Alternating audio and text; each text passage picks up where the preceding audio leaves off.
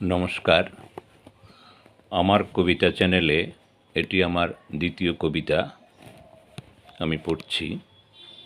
আমার কবিতার নাম ইচ্ছা। আমি সাগরের মতো গভীর হয়ে নরম রোদ্দুরের বুকে তোমাকে ডেকেছি, ধরতে চেয়েছি তোমার হাত, উপলব্ধি করতে চেয়েছি তোমার বুকের ঘাম মিশ্রিত গন্ধ, নিতে চেয়েছি ঝোড়া পালক যা দিনের পাখিরা ফেলে গেছে রাত্রির আঁধার দিয়ে। এখানে নক্ষত্রের গান আর ক্ষয়ে যাওয়া চাঁদের শেষ ফালি ফুটপাতের মতো মিশ্রিত করে তৈরি করতে চেয়েছে বিমূর্ত একটি কলেবরের ছায়া।